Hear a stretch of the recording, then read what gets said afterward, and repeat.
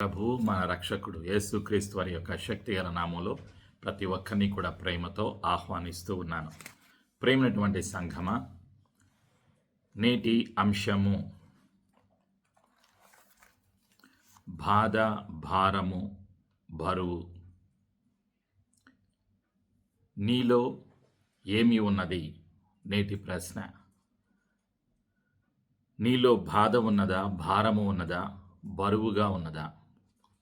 బరువు ఉన్నదా? పరిశుద్ధ గ్రంథము నుండి కీర్తన 55:22 వచనాన్ని ధ్యానం చేద్దాం. ఇది వాగ్దానం. 55:22 కీర్తన 55:22. నీ భారము యెహోవా మీద మోపుము, ఆయనే నిన్ను ఆదుకొనును. నీతిమంతులను ఆయన ఎన్నడను కదలనీయడు. ఆమేన్. ఇక్కడ బాధ, భారము, బరువు ఈ మూడు పదాలలో ఉన్నటువంటి వ్యత్యాసము, ప్రత్యేకత, ఆశీర్వాదము పరిశుద్ధాత్ముడు బయలుపరిచేటువంటి సత్యాలు. సంఘానికి ఉండవలసింది ఏమిటి? బాధలలో విశ్వాసి ఏమి చేయాలి? భారము అంటే ఏమిటి? బాధ అంటే ఏమిటి? బరువు అంటే ఏమిటి? ఒక విశ్వాసి బాధ కలిగి ఉన్నాడా? బాధలు కలిగి జీవిస్తున్నాడా? భారము కలిగి జీవిస్తున్నాడా?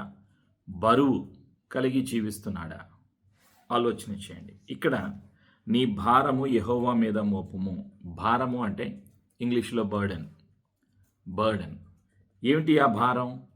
కష్టాలు అనేటువంటి భారం, సమస్య అనేటువంటి భారం, భౌతికపరమైన ఈ లోకానికి సంబంధించిన శారీరక, మానసిక, ఆరోగ్య, ఈ భూలోకానికి సంబంధించిన కష్టము. నీ భారము యెహోవా మీద మోపము అంటే నీ కష్టము, నీ మానసిక, నీ శారీరక, నీ ఆరోగ్య, నీ ఆర్థిక, నీ కుటుంబ, నీ సాంఘిక, నీ వ్యక్తిగత జీవితానికి సంబంధించిన ప్రతి సమస్య ఒక భారం. ఆ భారాన్ని, ఆ కష్టాన్ని, ఆ దుఃఖాన్ని, ఆ బాధను తండ్రి అయిన యెహోవా మీద నీవు ఉంచితే, యేసు ప్రభువు మీద వేస్తే ఆయనే నిన్ను ఆదుకుంటారు. నీతిమంతులను ఆయన ఎన్నడూనూ కదలనీయడు. ఎవరు నీతిమంతులు? ప్రభు అయిన యేసుక్రీస్తు వారు ఒక్కరే నీతిమంతులు. పరలోకానికి భూలోకానికి మధ్యవర్తిగా, భూలోకములో లోకరక్షకుడిగా 2024 సంవత్సరాల క్రిందట మనిషిగా ఈ లోకానికి వచ్చిన లోకరక్షకుడు ప్రభు అయిన యేసుక్రీస్తు. ప్రభు అయిన యేసుక్రీస్తు నిన్ను ప్రేమిస్తున్నారు, మానవులందరినీ ప్రేమిస్తున్నారు. మానవ జాతిలో ఉన్న పాప భారాన్ని, శాపము, రోగము, మరణము, నరకము కొట్టివేయటానికి, అంతము చేయటానికి, మానవుడి యొక్క పాపాన్ని అంతం చేయటానికి, మరణాన్ని అంతం చేయటానికి మనిషిగా ఈ లోకానికి వచ్చిన దేవుని కుమారుడు ప్రభు అయిన యేసుక్రీస్తు. దేవుడు లోకముని ఎంతో ప్రేమించను కాగా తన అద్వితీయ కుమారునిగా పుట్టినవాని యందు విశ్వాసముంచు ప్రతి ఒక్కరూ నశింపక నిత్య జీవం పొందినట్లు ఆయనను మనకు అనుగ్రహించాను. John 3:16 For God so loved the world, so he gave his only begotten Son, whosoever believes in him shall not perish, but have lasting life. యేసయ్య నిన్ను ప్రేమిస్తున్నారు. ఎంతగా? నీవు ఊహించిన దానికన్నా, ఆశించిన దానికన్నా, నీ తల్లి కన్నా, తండ్రి కన్నా, భర్త కన్నా, భార్య కన్నా, పిల్లల కన్నా, కుటుంబ సభ్యుల కన్నా, రక్త సంబంధుల కన్నా, లోకంలో ఉన్న వారందరికన్నా కొన్ని వందల వేల కోట్ల రెట్లు అత్యధికముగా పరిశుద్ధమైన ప్రేమతో, అగాపే ప్రేమతో యేసయ్య నిన్ను ప్రేమిస్తున్నారు. అందుకే సిలువలో మరణించి మానవ జాతి పాపాన్ని సిలువలో కొట్టివేసి సిలువ రక్తము ద్వారా పాపికి పవిత్రతను అనుగ్రహించిన సృష్టికర్త, సర్వశక్తిమంతుడు ప్రభు అయిన యేసు. ఆ యేసు ప్రభు సెలవిస్తున్న సత్యం, నీ భారాన్ని, నీ బాధను, నీ బరువును, నీ కష్టాన్ని, నీ దుఃఖాన్ని, నీ సమస్యను యేసయ్య చేతిలో పెడితే ఆయన నిన్ను ఆదుకుంటారు. ఎవరు నీతిమంతులు? యేసు ఒక్కడే నీతిమంతుడు. యేసు రక్తము నీతిమంతునిగా చేస్తుంది, పాపిని నీతిమంతునిగా చేస్తుంది. ఒక వ్యక్తి క్రీస్తు యేసు మరణమునందు, పునరుత్థానమునందు, క్రీస్తు యేసు శిలువ రక్తమునందు, క్రీస్తు యేసు మాటనందు, క్రీస్తు యేసు క్రియలనయందు విశ్వాసము ఉంచితే, పాపములు ఒప్పుకొని విడిచిపెడితే, క్రీస్తు యేసు మాటకు విధేయత చూపిస్తే, ఆ వ్యక్తి క్రీస్తు రక్తము ద్వారా నీతిమంతుల గుంపులోకి చేర్చబడతాడు, నీతిమంతునిగా మార్చబడతాడు. యెహోవా నీతి క్రీస్తు యేసు రక్తము ద్వారా మనిషి కలిగి జీవించగలుగుతాడు. అప్పుడేం కలుగుతుంది? నీ బాధకు నీ బరువు తేలికైపోతుంది, నీ భారం తీసివేయబడుతుంది. ఇక్కడ భారము అంటే కష్టము, దుఃఖము, బాధ, సమస్య అని అర్థం. నీతిమంతులను ఆయన ఎన్నడను కదలనీయడు అంటే నశించిపోనివ్వడు, అంతరించిపోరు, వాళ్ళు స్థిరపరచబడతారు. ప్రియమైనటువంటి సంఘమా, మత్తయి సువార్తలో 11వ అధ్యాయంలో యేసు ప్రభు అంటున్నటువంటి మాట, బాధ, నొప్పి శరీరానికి సంబంధించింది, లోకానికి సంబంధించింది. ఇక్కడ భారం. కీర్తన 55:2 పూర్తిగా భౌతికపరమైన వాగ్దానం. ఇప్పుడు మరొక వచనాలు, మరొక సందర్భం. యేసు ప్రభుల వారి లోకములో ఉన్నప్పుడు మాథ్యూ చాప్టర్ 11 verse 28, 29 and 30. 28వ వచనం, ప్రయాసపడి భారము మోసుకొనుచున్న సమస్త జనులారా నా యొద్దకు రండి, నేను మీకు విశ్రాంతి కలుగజేతును. నేను సాత్వికుడను, దీనమనస్సు గలవాడను గనుక మీ మీద నా కాడి ఎత్తుకొని నా యొద్ద నేర్చుకొనుడి, అప్పుడు మీ ప్రాణమునకు విశ్రాంతి దొరుకును. ఏలైనగా నా కాడి సులువుగాను నా భారము తేలికగాను ఉన్నవి. ఇక్కడ భారము అంటే పాప భారము. ప్రియమైనటువంటి సంఘమా, ఇక్కడ భారము అంటే అర్థం ఏమిటి? ఇక్కడ పరిశుద్ధాత్ముడు గుర్తు చేస్తున్నటువంటి సత్యాలు. మత్తయి సువార్త 11వ అధ్యాయం 28 నుంచి 30 వరకు. ప్రయాసపడి భారము మోసుకొనుచున్న సమస్త జనులారా. మానవులందరితో పరిశుద్ధాత్ముడు మాట్లాడుతున్నాడు. ప్రభువైన యేసుక్రీస్తు సెలవిస్తున్నారు, నా యొద్దకు రండి అని పిలుస్తున్నారు. ఎందుకు? మానవుడు పాపము అనే భారాన్ని మోస్తూ ఉన్నాడు, మొయ్యలేకపోతున్నాడు. కానీ బరువు, ఆ పాప బాధను, పాపమని భరిస్తూ ఉన్నాడు. మోయలేనటువంటి స్థితిలో మానవ జాతి ఉన్నది. పాపము అనేటువంటి భారము తన్ని ఆత్మీయంగా అంధకారంలోకి మానవుని నడిపించింది. ఇక్కడ భారము అంటే పాప భారము. రెండవది, అన్ని రకాల మానసిక, శారీరక, ఆర్థిక, ఈ లోకపరమైన అన్ని భారాలు. అనేక అర్థాలు ఉన్నాయి ఇక్కడ భారము అంటే. burden of sin, burden of many kinds of plights, problems. Every problem that you are facing in this world is a burden. Sin is a burden. పాపము ఒక భారం, పాపము ఒక భారం, సమస్య ఒక భారం. మానవుడు అనేక సమస్యలతో పాటు పాపాన్ని కూడా భరిస్తూ మోస్తూ ఉన్నాడు.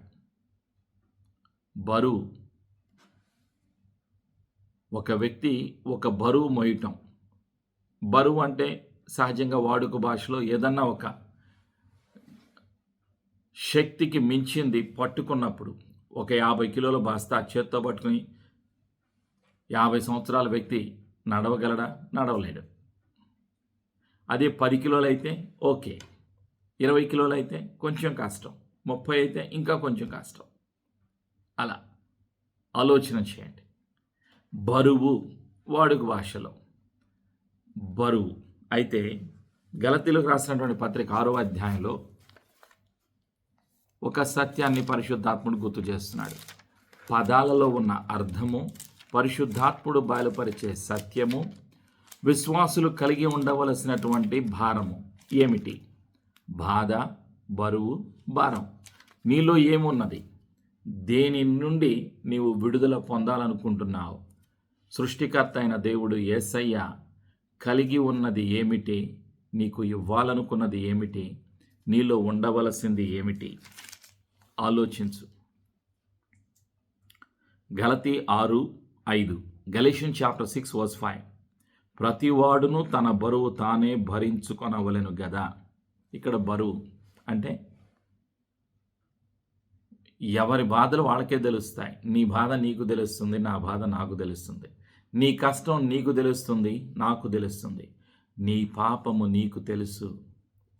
నీ పాపానికి వచ్చేటువంటి జీతము, మానవ జాతి పాపానికి వచ్చిన జీతము మరణము. ప్రతి మానవుడు చేసిన పాపానికి తగిన ప్రతిఫలము ఆ మానవుడే అనుభవిస్తాడు. ఇక్కడ బరువు అంటే ఏమిటి? భౌతికంగా బరువు మనకు తెలుసు. ప్రతివాడు తన బరువు తానే భరించుకోనవలెను. ఇది అర్థం.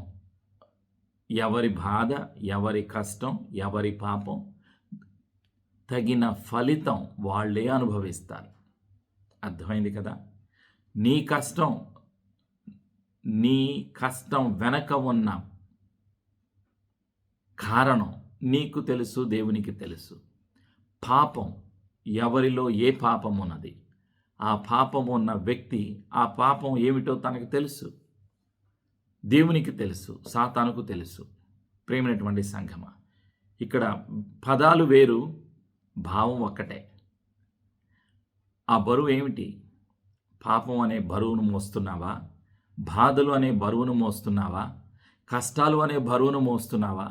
నీ బరువు నీకే తెలుసు, అది వేరే వాళ్ళకి తెలియదు. నీ కష్టం వేరే వాళ్ళకి తెలియదు, నీ పాపం వేరే వాళ్ళకి తెలియదు. తెలియకపోవచ్చు, కానీ యేసయ్యకు తెలుసు. అందుకే గలతీ 6:2, గలేషియన్స్ చాప్టర్ 6 verse 2, ఒకని భారములనొకడు భరించి ఇలాగు క్రీస్తు నియమమును పూర్తిగా నెరవేర్చుడి. ఒకరి భారములు ఒకరు అంటే ఒకరి కష్టాలు మరొకరు ఆదుకోండి అంటున్నాడు. ఎవరు? పౌలు గారు గలతీ సంఘంతో. ఒకరి బాధలలో మరొకరు పాలిభాగస్తులు కండి. ఇతరుల బాధలు తీర్చటానికి మీరు సహకరించండి, మీరు ఉపయోగపడండి. ఇతరుల కష్టాలలో నుండి బయటికి రావటానికి మీరు ఒక పాత్రగా ఉపయోగపడండి. ఇతరుల కష్టాలలో, బాధలలో భారము, ఒకని భారము. ఇక్కడ భారము అంటే కష్టము, బాధ అన్నీ. అయితే ప్రేమైనటువంటి సంఘమా, యేసయ్య అన్నమాట మత్తయి సువార్త 11వ అధ్యాయంలో 28 నుంచి 30 వచనాల వరకు, ప్రయాసపడి భారము మోసుకొనుచున్న సమస్త జనులారా నా యొద్దకు రండి. పాపము అనే భారాన్ని మానవ జాతి అనుభవిస్తున్నాడు. అందుకే పాపానికి వచ్చినటువంటి జీతము మరణము, పాపము ద్వారా రోగము, పాపము ద్వారా శాపము, పాపము ద్వారా నరకము. మానవుడు నరకము నుండి, మానవ జాతిని నరకము నుండి, పాపము నుండి, రోగము నుండి, శాపము నుండి, భౌతిక ఆత్మీయ మరణాల నుండి, బలహీనతల నుండి, సమస్య నుండి విడిపించేది కృప, ప్రభు అయిన యేసుక్రీస్తు వారు.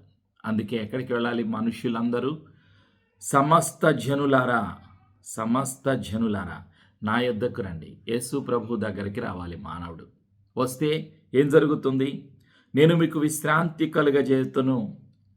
శాంతి ఈ లోకములో లేదు, మనశ్శాంతి ఈ లోకములో, ధనములో, కులములో, ఉద్యోగములో, ఈ లోకములో, బంగారములో, డైమండ్స్లో, ఆస్తిలో, చదువులో దొరకదు.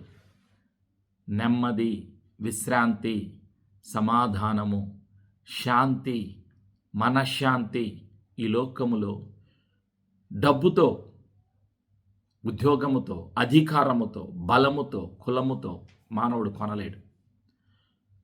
కలిగి ఉండాలని ప్రయత్నం చేసినా తాత్కాలికమే, ఒక కొద్దిసేపు మాత్రమే, క్షణాలు మాత్రమే. ఆ సంతోషం, ఆ సమాధానం, ఆ మనశ్శాంతి, తర్వాత అన్నీ పోగొట్టుకుంటాడు. నిజమైన శాశ్వతమైన మనశ్శాంతి, శాశ్వతమైన సమాధానం, శాంతి సమాధానం ప్రభువైన యేసుక్రీస్తులో ఉంటాయి. కారణం, యేసు ప్రభు యొక్క పేరు సమాధానకర్త, prince of peace. Christ Jesus is called Prince of Peace. In me you will have peace. In this world tribulation is there, but do not be afraid. Do not worry. Be of good cheer. I have overcome the world. నాలో మీకు శాంతి కలుగునట్లు నేను మీతో ఈ మాటలు చెప్పుచున్నాను. లోకములో శ్రమ అయినను అధైర్యపడవద్దు, దిగులు పడవద్దు, బాధపడవద్దు.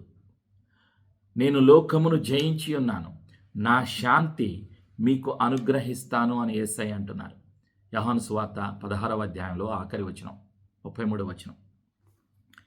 మత్తయి సువార్త 11:28, నా యొద్దకు రండి, నేను మీకు విశ్రాంతి, సమాధానము, శాంతి, మనశ్శాంతి, ఆత్మకు శాంతి కలుగుతుంది. క్రీస్తు రక్తము మానవ జాతిని తండ్రితో సమాధానపరచింది, తండ్రితో ఐక్యపరచింది. మానవ జాతిని తండ్రి ఇంటికి, పరలోకానికి తీసుకొని వెళ్ళింది యేసు రక్తము. యేసు రక్తము పరలోకానికి, భూలోకానికి మధ్యవర్తిగా ఉన్నది. మధ్యవర్తి ఒక్కడే, ఆయనే ప్రభువైన యేసుక్రీస్తు. శాంతి, సమాధానము పాప విమోచన ద్వారా, పాప క్షమాపణ ద్వారా, పాపాలు ఒప్పుకొని విడిచిపెట్టడం ద్వారా, యేసు రక్తములో పాపాలు కడుక్కోవటం ద్వారా ఆత్మకు శాంతి. ఆత్మకు శాంతి యేసు ప్రభు ఇస్తారు. ఆ తరువాత ఈ లోకానికి సంబంధించిన ఒక మనిషి మరొక వ్యక్తితో సమాధానం, కుటుంబంలో సమాధానం, వ్యక్తుల మధ్య సమాధానం. ఈ లోకములో మీకు కనిపించేదంతా ఐక్యత, అదంతా కూడా రాజకీయ, ధన, స్వలాభ, అధికార, ఆకాంక్ష, అపేక్ష, ఈ లోకానికి సంబంధించిన రాజకీయ ఎత్తుగడలకు సంబంధించిన ఐక్యత, సమాధానము అవన్నీ తాత్కాలికం. అవి పెదాల మీదే ఉంటాయి, లోపల సమాధానం ఉండదు, లోపల సంతోషం ఉండదు, లోపల ఐక్యత ఉండదు. ఒకరంటే ఒకరికి ద్వేషం, అసూయ, పగ, ప్రతీకారం, ఎప్పుడు ఎవరిని చంపేద్దామా అనేటువంటి కోపంతో, ద్వేషంతో, పగతో రగిలిపోతూ ఉంటారు.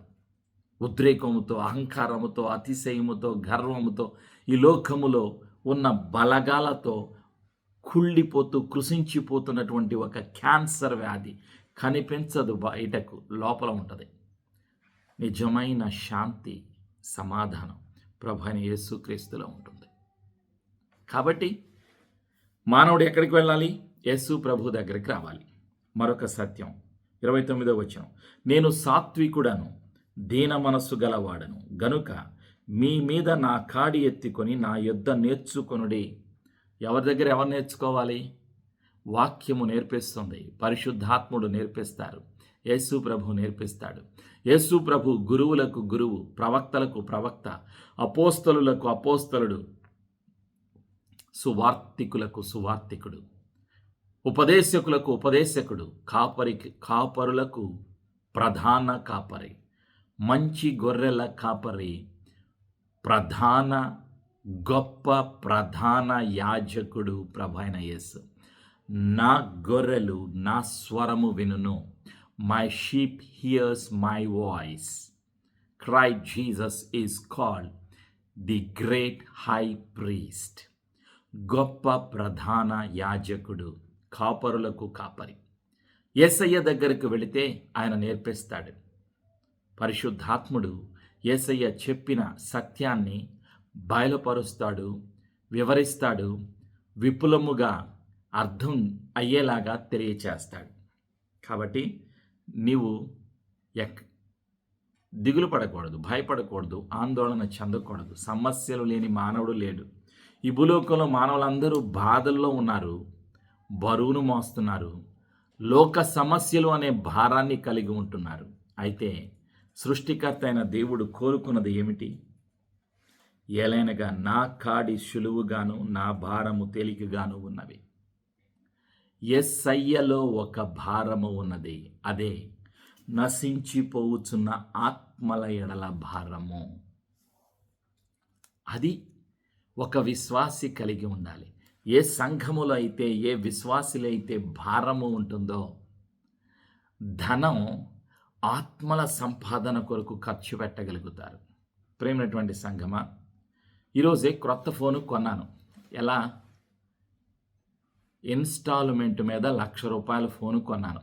దాదాపుగా నెలకి ఒక ₹8,000 లేదా వచ్చే నెల నుంచి బిల్లు వస్తుంది కట్టేలాగా ఒక ఒప్పందం ఒక సహోదరునితో ఒక క్రెడిట్ కార్డు వాడి, ఒక సంఘ విశ్వాసి యొక్క క్రెడిట్ కార్డు వినియోగించి మొబైల్ ఫోన్ కొన్నాను. పాత ఫోను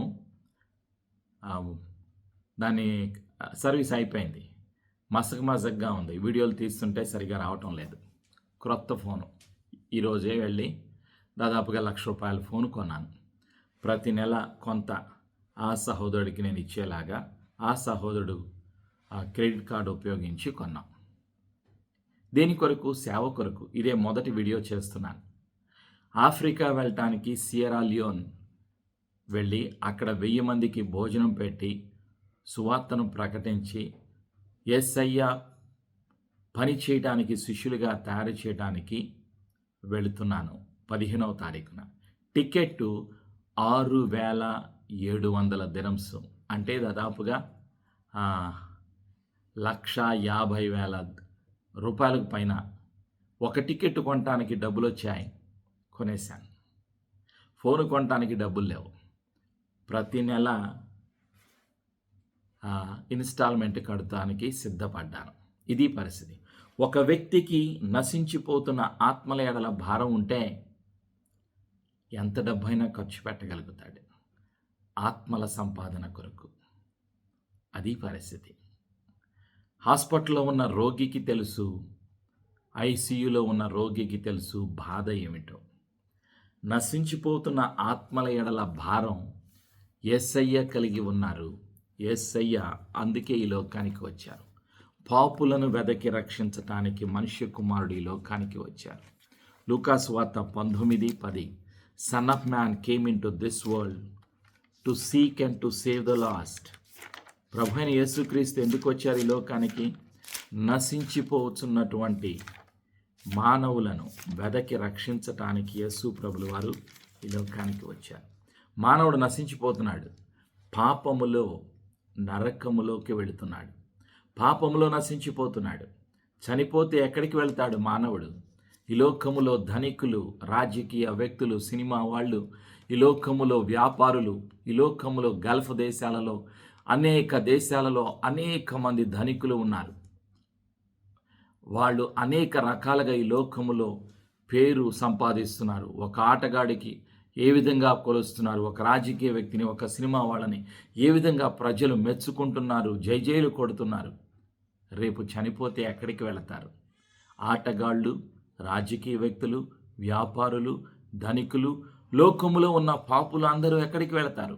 నరకంలోకి వెళ్ళిపోతారు.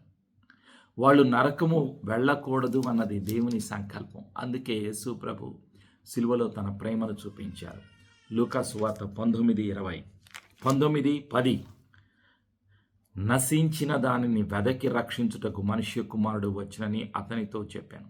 నశించిన దాన్ని, పాపములో మానవుడు నశించిపోతున్నాడు. ఇది భారము, నశించిపోతున్న ఆత్మల ఎడల భారము యేసయ్య కలిగి ఉన్నారు. ప్రేమైనటువంటి సంగమ, ఒక విశ్వాసికి ఉండవలసింది బాధల్లో ఎన్ని బాధలు ఉన్నా వాటన్నిటినీ జయించగలుగుతాం. ఎంత బరువు, లోకములో ఎన్ని కష్టాలు, మానసిక, శారీరక, ఆర్థిక, కుటుంబ పరమైన, ఉద్యోగపరమైన ఎన్ని సమస్యలు వచ్చినా అవన్నీ జయించగలుగుతాం. అయితే వాటన్నిటికన్నా విలువైనది నశించిపోతున్న ఆత్మల ఎడల భారము నీకు ఉంటే నీవు జయకరమైన జీవితాన్ని జీవించగలుగుతావు. పరలోకములో యేసయ్య ఇచ్చే బహుమానాలు పొందగలుగుతావు. Salvation is free, but the rewards are not free. కష్టపడాలి. పరలోకములో యేసయ్య ఇచ్చే బహుమానాలు పొందాలి అంటే శరీరంలో నివసిస్తున్న నీవు, విశ్వాసివైన నీవు, నీ బాధ్యత నశించిపోతున్న ఆత్మల ఎడల భారము కలిగి జీవించుట. సువార్తను ప్రకటించవలసిన బాధ్యత, భారము ప్రతి విశ్వాసిది, ప్రతి సంఘానిది, ప్రతి విశ్వాసి యొక్క బాధ్యత. ఇది కేవలం సంఘ కాపరిదే కాదు, ప్రతి విశ్వాసిది. యేసయ్య రక్షణ పొందిన ప్రతి ఒక్కరిని ఒక బాధ్యత అప్పగిస్తున్నారు. సమాధానపరచు పరిచర్య నీవు నేను చేయాలి. కొరింథీ సంఘానికి పౌలు గారు చెప్పినటువంటి మాట ఏమంటున్నాడు? పౌలు గారు అన్న మాట ఏమిటి? కొరింథీలకు రాసినటువంటి పత్రిక ఆ మాటలు చదువుతాను. Paul's second letter to Corinthians chapter 5 verse 17 to 20. కొరింథీ సంఘానికి పౌలు గారు చెప్పిన మాటలు. రెండవ పత్రిక, కొరింథీయులకు రాసిన రెండవ పత్రిక 5వ అధ్యాయం 17. కాగా ఎవడైనను క్రీస్తునందున్న ఎడల వాడు నూతన సృష్టి, పాతవి గతించెను, ఇదిగో క్రొత్తవాయను, సమస్తము దేవుని వలనైనవి. ఆయన మనలను క్రీస్తు ద్వారా తనతో సమాధానపరచుకొని ఆ సమాధానపరచు పరిచర్యను మాకు అనుగ్రహించెను. అదేమనగా దేవుడు వారి అపరాధములను వారి మీద మోపక క్రీస్తునందు లోకమును తనతో సమాధానపరచుకొనొచ్చు ఆ సమాధాన వాక్యమును మాకు అప్పగించెను. కావున దేవుడు మా ద్వారా వేడుకొనినట్టు మేము క్రీస్తుకు రాయబారులమై దేవునితో సమాధానపరుడని క్రీస్తు పక్షముగా మిమ్మును బతిమాలుకొనుచున్నాము. ఎందుకనగా మనం ఆయన యందు దేవుని నీతి అగునట్లు పాపమెరుగని ఆయనను మన కోసము పాపముగా చేశాను. ప్రతి విశ్వాసి, రక్షణ పొందిన ప్రతి విశ్వాసి, ఎవడైనాను క్రీస్తునందున్న ఎడలవాడు నూతన సృష్టి. You are a new creation. నీవు నూతన సృష్టివి. నీ బాధ్యత ఏమిటి? సమాధానపరచు పరిచర్య నీవు చేయాలి. నీవు ఎవరివి? నీవు రాయభారివి. యేసయ్యకు రాయభారివి, పరలోకానికి రాయభారివి. You are the ambassador of heaven. You are the ambassador of Christ Jesus. You need to share the good news to the unknown. సమాధానపరచు పరిచర్య చేయాలి. ఇది బాధ్యత. ఇది బాధ్యత ప్రతి ఒక్కరిది. అందుకే పౌలు గారు ఏమంటున్నారు? కొరింథీ సంఘానికి రెండవ పత్రిక 5వ అధ్యాయం 15వ వచనం. Paul's second letter to Corinthians chapter 5 verse 15. జీవించు వారిక మీదట తమ కొరకు కాక తమ నిమిత్తము మృతి పొంది తిరిగి లేచిన వారి కొరకే జీవించుటకు ఆయన అందరి కొరకు మృతి పొందిననియు నిశ్చయించుకొనుచున్నాము. ఇక నీవు నేను ఒక తీర్మానం తీసుకోవాలి. ఒక విశ్వాసిలో నశించిపోతున్న ఆత్మల ఎడల భారం ఎలా కలుగుతుంది? వాక్యము ద్వారా, విశ్వాసము ద్వారా, పరిశుద్ధాత్మ ద్వారా, ప్రార్థన ద్వారా నశించిపోతున్న ఆత్మల ఎడల భారం కలుగుతుంది.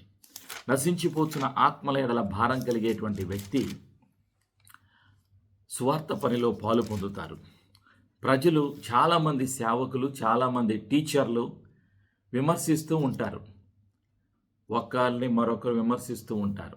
విమర్శించడం ద్వారా పేరు వస్తుంది, డబ్బులు వస్తాయి, ధనం వస్తుంది. ఆత్మలు సంపాదించరు. విమర్శించడానికి ఎక్కువగా ఇష్టపడుతుంటారు. వాటి గురించి ఎక్కువగా వింటూ ఉంటారు. సువార్త పనికి సువార్తను ప్రకటించాలి. ఈ సంవత్సరం నీవు ఎంతమందికి సువార్తను ప్రకటించావు? ఈ నెలలో నీవు ఎంతమందికి సువార్తను ప్రకటించావు? ఎంతమంది సువార్త ప్రకటించబడటానికి నీ ప్రార్థన, నీ ధనము, నీ జీవితము ఒక సాధనముగా వాడబడింది. గలతీయులకు రాసినటువంటి పత్రిక 2వ అధ్యాయం 20వ వచనం. Galatians chapter 2 verse 20. నేను క్రీస్తుతో కూడా సిలువ వేయబడి ఉన్నాను.